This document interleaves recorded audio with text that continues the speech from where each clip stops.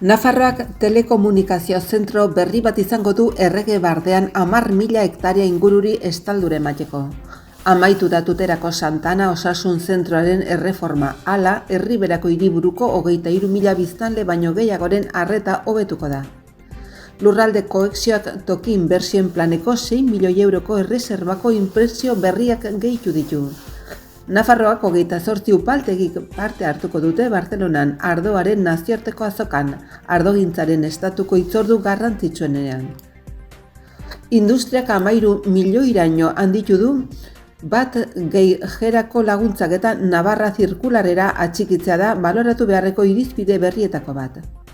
Iruñeko udalak kale izendagia berrikusiko du, hiriaren izendapen plakako osorik elebidunak izan daitezen. Iruñeko udalak LGTBI sexu eta genero aniztasunaren eta berdintasunaren udal plana izango du apirilean.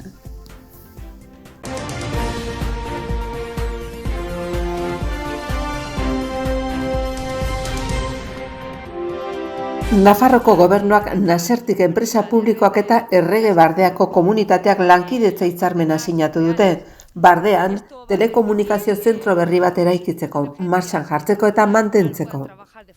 Instalazio hori Loma Beltza izeneko eremuan egongo da, 656 metroko altitudean eta UNESCOk biosfera erreserba izendatu duen parke natural horren 10.000 hektaria ingururi estaldura ematea du helburu. Komunikazioak hobetzeko eta segurtasun publikoarekin eta larrialdien kudeketarekin lotutako funtsezko zerbitzuen funtzionamendu egokia bermatzeko.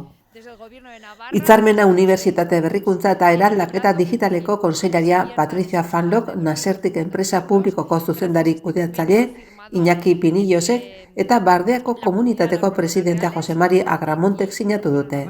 Sinatzalez gain, Amparo López Barne Funtzio Publiko eta Justizi kontseilaria eta Josean Bizkai Nafarroko Gobernuko telekomunikazio eta digitalizazio zuzendari nagusiare ekitaldian izan dira. Sinaduraren ondoren egindako adierazpenetan Fanlo kontseilariak honako hau adierazi du. Telekomunikazio zentro honen beharra erronka berexia dituen eremu geografiko batean konektibitatea hobetzeko eskariaren ondorioz sortu da. Akordio hau mugarri garrantzitsua da, loturak hobetzeko bidean Nafarroa koexionatuagoa eta lotuagoa lortzeko. Txibite Nafarroko lehendakariak Santa Ana Osasun Zentroa Tutera ekialdean bisitatu du. Erriberako hiriburuko handiena, bertan Tuterako 23.000 biztanleri baino gehiagori osasun arreta hobetzeko egin behar diren obren emaitza ezagutu du.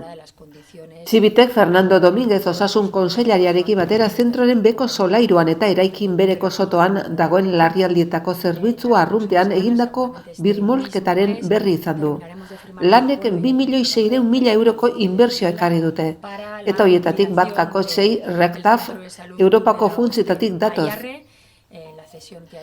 Alejandro Tokero Tuterako alkateak Alfredo Martínez osasunbidean Nafarroko osasun zerbitzuko gerentea, Ana Campillo Tuterako osasun barrutiko gerentea eta zentroko eta larrialdietako zerbitzuko arduradun zuzenek instalazio berriak bisitatu ondoren, lehendakariak azpimarratu du lan hori sekulako irabazia dela osasun zentro horretara eta larrialdietako zerbitzura joaten diren paziententzat.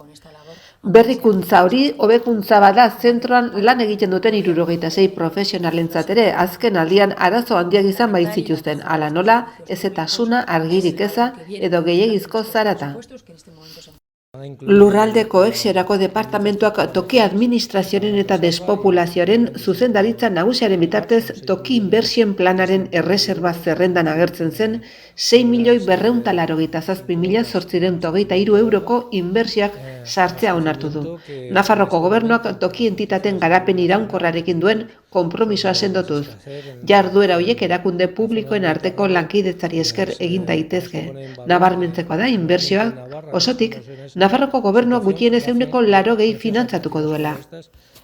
Jarduketen artean nabarmentzekoa da Bianako auditeria adarraren bigarren fasea sartzea. Izan ere, 2 milioi euroko inbertsioarekin kalitatezko edateko uraren hornidura ziurtatzea ahalbidetuko du, eta horrela herritarren eskaera historikoa beteko da.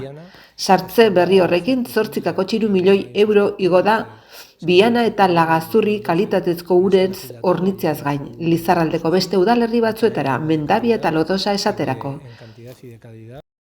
Guztira, 28 upategi parte hartuko dute Barcelona Wine nazioarteko azokan. Hoietako 14 Nafarroko jatorri deituraren estandean eta bertze 14 estan propioarekin. Landa Garapeneko eta Ingurumeneko Kontseilaria Jose Maria Ayerdik laugarren edizionen irekieran parte hartu du. Nafarroko upategien partaidetza ugarien duen edizioan. Ayerdi kontseilariak sektoreari emandako babesaren berri eman du eta adierazi du mahastizaintza eta ardogintzaren sektorearentzat ziurgabetasun bereziko une honetan lehen sektorearen krisi globalagatik, baina baita gure ardoek kalitatean eta lehiakortasunean jauzi berri bat eman behar dutelako ere, garrantzitsua dela Nafarroko jatorri deiturak erakunden babesa izatea, gure ardoari prestigio emateko munduan jartzeko. Era berean, kontseilaria nabarmendu du Nafarroko jatorrizko deitura berrindartzeko estrategia hortan foru gobernuak Kontseilu Arautzailearen upategien eta sektore osoaren eskutik joan behar duela. Neurri zehatzak eta ahaleginak bateratzeko laguntza emanez, ez da interes kontrajarrietan galtzeko unea. Intia Reino Gurmeten kudeaketarekin eta Landa Garapen eta Ingurumen Departamentoren finantzaketarekin honako hauek dira Nafarroko estan elkartuan parte hartu duten 14 upategiak.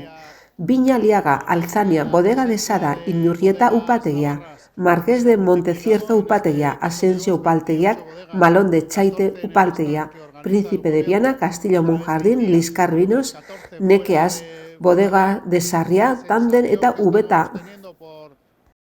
Industriako eta enpresen transizio ekologiko eta digitalerako departamentuak energia enpresen IGIB eta ekintzailetza zuzendaritza nagusiaren bitartez Nafarroko aldizkari ofizialean argitaratu du 2024ko proiektuetarako laguntzen deialdia. Aurtengo berritasunen artean aurrekontua 12 milioi eurotik 13 igo izana eta ekonomi zirkularraren aldeko apustu garbia daude. Navarra zirkular ekimenari atxikita dauden Sinaiko enpresa eta eragileak puntu estresekin baloratuz. Laguntza eskatzeko epea otsailaren 6an hasiko da asteartean eta martxoaren 18an amaituko da. Bere helburua ikerketa industrialeko eta garapen esperimentaleko proiektuak sustatzea da, baita ezagutzaren transferentzia bultzatzea ere. Enpresen eta Sinaiko eragileen artean IGG proiektuak elkarrekin eginez. Deialdian 3 proiektu mota jasotzen dira. Lehenengoa banakako proiektuetarako da, hau da enpresa batek edo enpresako IGB unitate batek bakarka egindako proiektuetarako. Bigarren modalitatea bi enpresa edo gehiagoren arteko lankidetza proiektuak dira eta hoietako batek gutxienez ETA izan behar du. Azkenik ezagutza transferitzeko proiektuan kategoria dago, bertan enpresa batek edo batzuek eta Sinaiko eragile batek edo batzuek garatutako proiektuak sartzen dira. Proiektuak aurkezteko fasea bukatu ondoren, S-lauko proiektu estrategikoen eta ekintzailetzaren zerbitzuak jasotakoren eskaeraren balorazio egingo da, eta horiek nor gehiagoka prozeduraren bidez emango dituzte laguntzak. Onartze diren proiektuek 2 urte arteko epea izango dute proiektua egiteko. Bakizue hor tokiko gobernuko sesioan emandako edo hartutako hainbat erabaki buruz berriak emateko prest.